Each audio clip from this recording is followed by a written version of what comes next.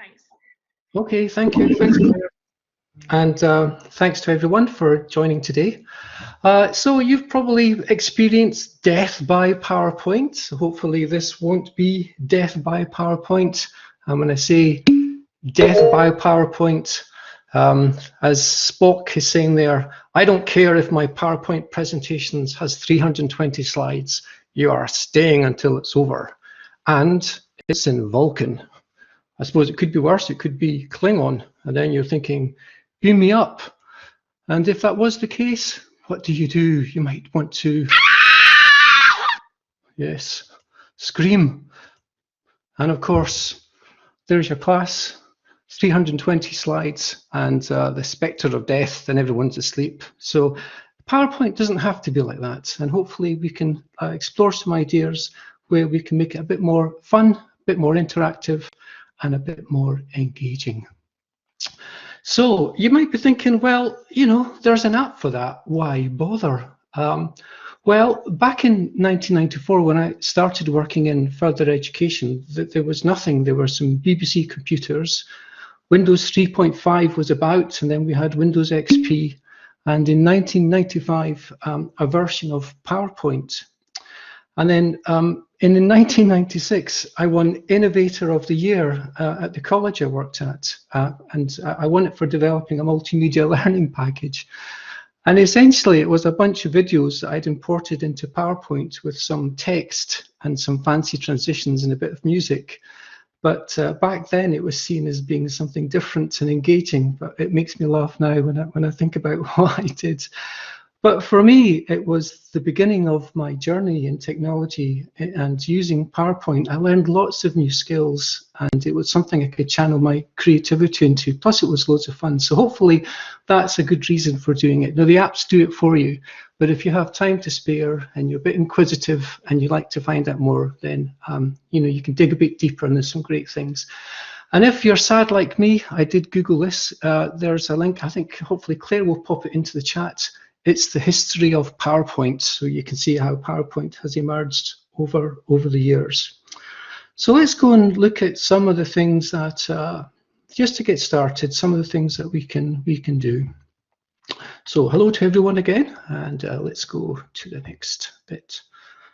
So one of the things you can do is, you know, your imagination can go wild with PowerPoint. So you can do something from prehistoric times where you've got some pterodactyls flying about the screen. You might want to have a brontosaurus coming on in fantastic 3D, or it could be a dinosaur. Really, it's whatever your heart's desire. You can have all sorts of things. And then you can animate them and have them come and go. And of course, we can take it a bit stage further. And now what we've got is a scary dinosaur.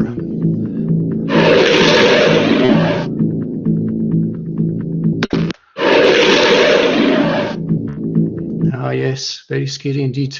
So, so really from prehistoric times, we can go to outer space. And this is a template I found online. There's lots of these templates, and I just popped it into my presentation. So from, let's say, prehistoric times, from dinosaurs to the Hubble spacecraft. And if I just go through this one, it's fantastic, actually. If I just click on, and you can see how those 3D models, you really get a good sense of just what the Hubble telescope looks like. And again, just clicking through there. So great for teaching and learning. And obviously we could have some text and some questions about the different parts of the spaceship. So that's the Hubble, that's NASA. Now this one isn't quite NASA. This is my own DIY job. So this is my interpretation of NASA. You have to forgive me. So what I've got here is I've got some action buttons, and I'll show you how to do them. So let's go beyond Hubble. And so if I just click on.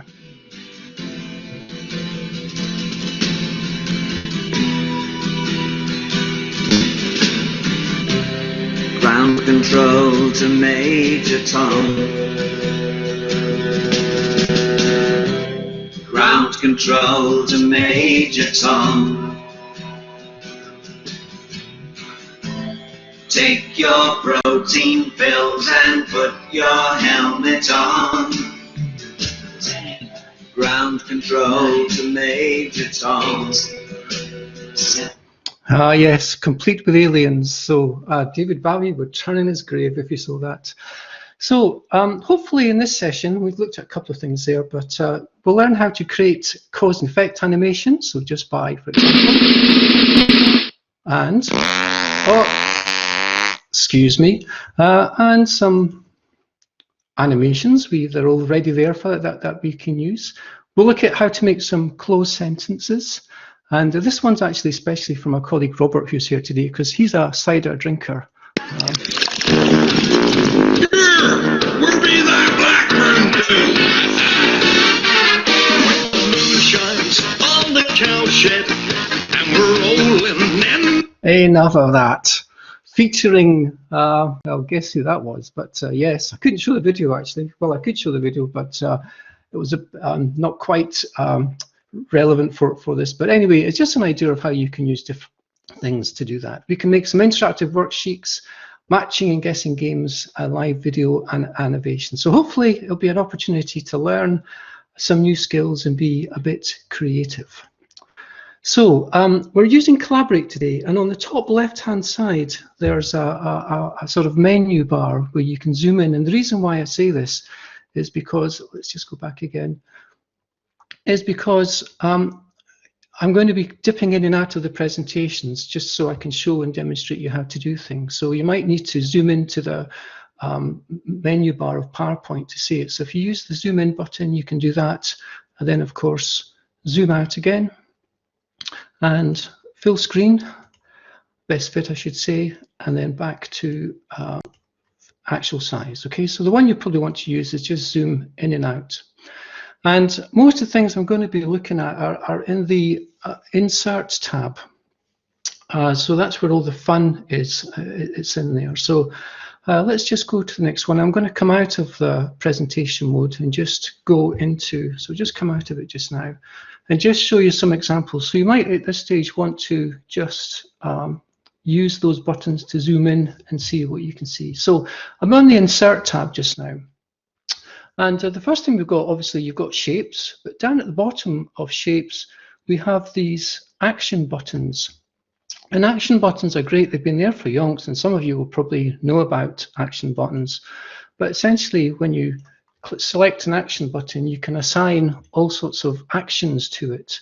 So you can use it to navigate. You can use it to sort of jump about the PowerPoint, and I'll demonstrate that later on.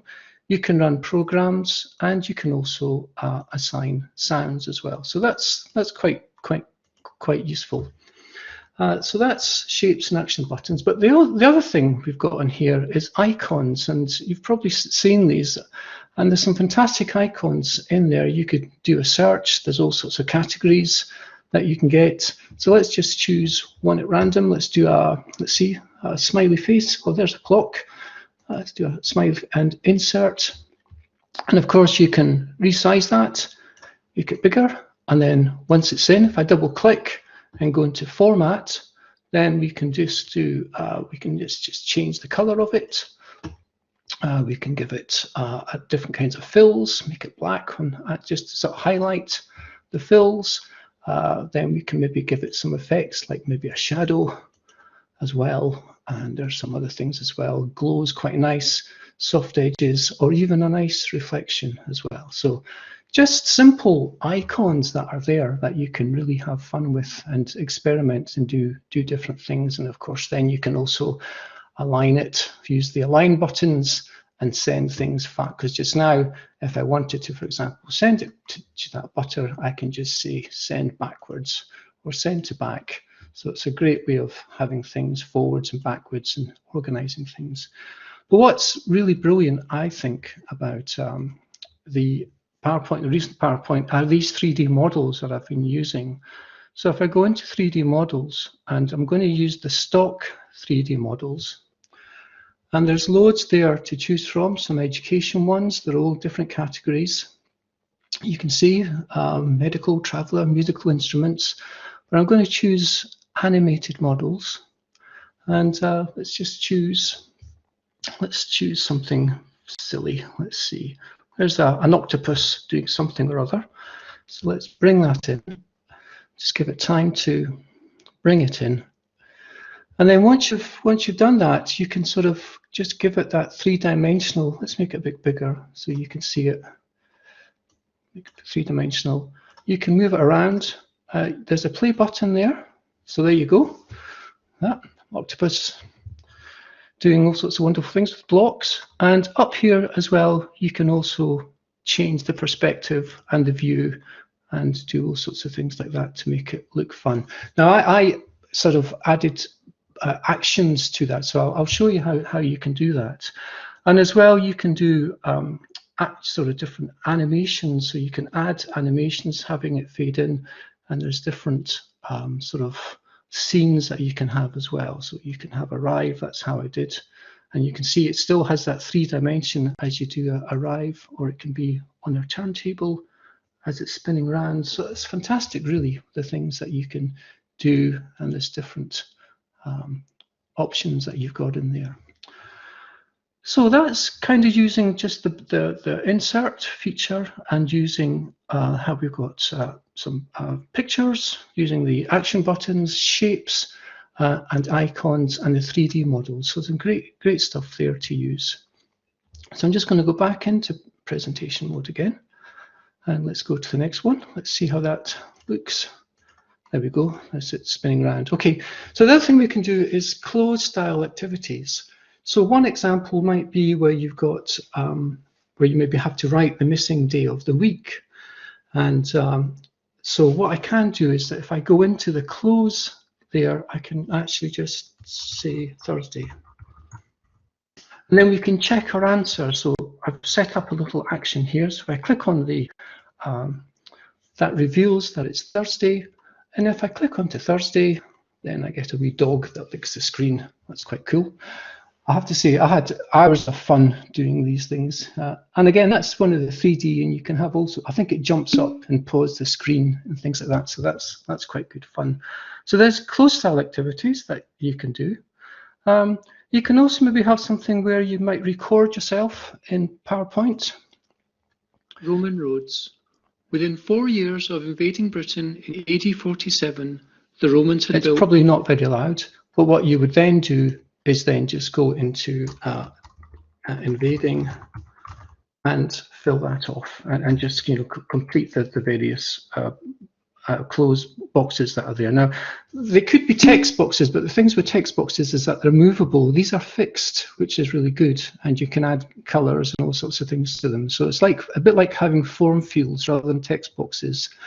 They're not, you can't really edit them. Once they're there, but you can decide where they go. So that's one style activity where you've got some audio, and you can listen to the text, see the text, and then add in your answer to that as well. So let's go to the next one. So here's another example, is when it might just be simple things where you can click on cat, where I've recorded myself saying cat, and same again, you could write in cat, let's see, dog, so dog, and that's a rabbit, I think. Rabbit. And rabbit. So again, just nice. And you can copy and paste these, and so if you're wanting to speed things up, it's easy just to copy and paste, and yeah, just do lots of things at the same time. So let's go to the next one. Rabbit. Okay, so the other one, I was a bit reluctant to try this because I'm using my microphone, but the other thing you could do is you could do something like use Dictate in PowerPoint. So this is in presentation mode.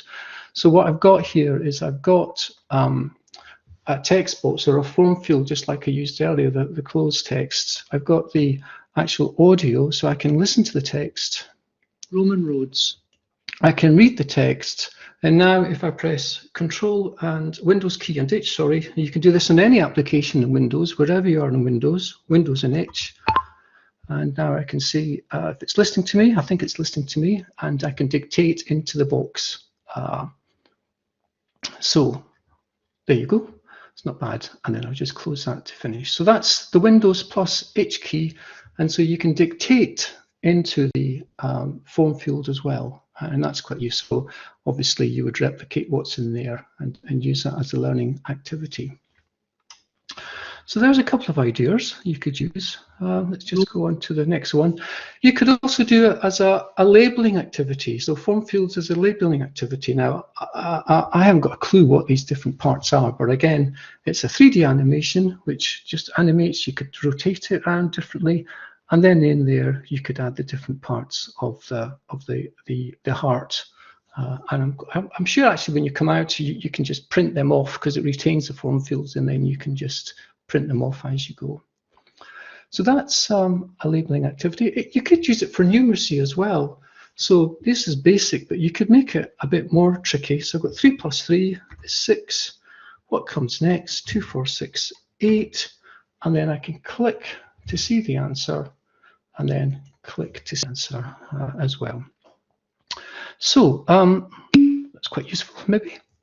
The other thing you can use multiple choices is it's not very good because you can see these are quite small, but you could actually have things like that, and you can't really make them bigger. I'll show you how to do them actually. So what you might want to do, I can't do it because it's the way that this we're kind of linked to the university account, is that just up here in forms, is that if I click on forms, you could actually just embed a form into PowerPoint. So I think that would be a much better way of doing it.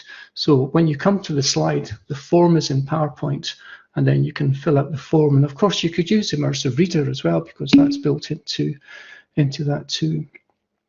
So, okay, so I'll just carry on. So that's kind of form fields. The other thing you could do is have cause and effect animation. So it could be you click on something and something happens. So for example, Claire mentioned earlier about switch PowerPoint templates. So if I click on the switch, then I get an animation. So let's go to the next slide. Or if it could be a video. So let's click on the switch. And if I click again, this is Robert's favourite band, I should say, the Wurzels. Let's go off again. When the moon shines on the cowshed and we're rolling. You can't beat the Wurzels. Fantastic band.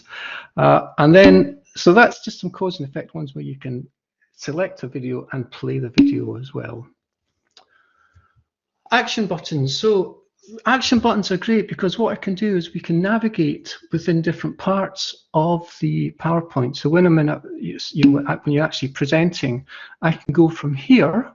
Now, if you remember, this was one near the beginning, and then from there, I can go back to doing that. And I'll just show you how I did that. So that's just going up to Insert, Shapes, and at the bottom, let's just choose a home one. Let's click on home, and there we go. And we can say, where do we want to go? And we can maybe say, you can link it to different presentations or different files, or to the next slide, first slide, or whatever you want. So there's lots of options in there to do things. And you can even just do a mouse over where you just hover the mouse over and you get something that happens. So it's quite good for that. Okay, so that's quite good. So the next question is, well, how do you do this kind of stuff, right? So how do you make something happen by clicking something? How does it happen? So the way to do that is to use triggers. So if I click on, so what I want to do when I click on this blue box, I want the yellow box to appear. Okay, so I'm going to click on there to appear. So what I do is I go up to animations, so up to animations, and then what I want that circle to do is when I click on the blue box, I want it to appear. So let's have it float in. Okay, so we can see there it's going to float in. So what I need to do then is if I go to the animation pane, and I can see that's what's going to happen on click. Okay, but underneath the animation pane is a trigger. So if I go into the trigger and I say on click of, so when I click on and it says here rectangle 1, I want something to happen to the box. So let's click onto that. And let's go into presentation mode. So there's nothing on the screen. I click on the blue box and that's happened. So when you do that, you can assign all sorts of things from there. You can add timings. If I go into trigger, click in here, you can have different things on the screen. If I just go down to the bottom here, we've got timing and effect options. You can set the timings, the text animations, all sorts of things when you can get down to it as well. So that's, I'll delete that, and just think this time we'll just delete that again. Okay, how to do it? So I want something to happen to this. So I want it, let's see, I want something to happen. I want it to maybe bounce. Okay, a bouncy ball. So I click onto the object I want to done. I go up to the trigger, on click of rectangle 1, and that's it, tells it. Now when I go into my PowerPoint view, when I click on, we get the ball doing. So that's how I set the things up with the switches, the dinosaurs, all these sorts of things. You can also play videos, stop videos, you can have all sorts of things in there that you can do. Now the other thing is how do you do the form fields and all these sorts of things. So what you need to have is something called developer mode, and I've got it just up here. Okay, so developer mode I've got up in my ribbon, and to get to that, if you go to File, down to Options, and then I want to customize the ribbon, and in customize the ribbon on the right hand side, it's normally switched off. You see here developer. So if I click on developer, and now when developer's there, it appears there. So if I go into this blank slide, I go to developer, and now I've got some, so I can create, let me see, I can create form fields. You can do, well, that's more of a text box. So the sort of thing I'm looking for is this sort of thing, is when I'm developing. Okay, so in here, let's just get rid of that. Hopefully, just come out of there.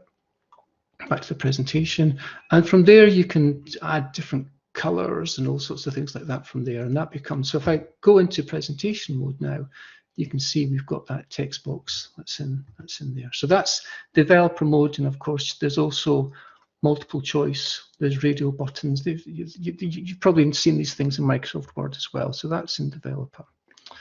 So that's just about it, and hopefully, just to make sure you've been watching.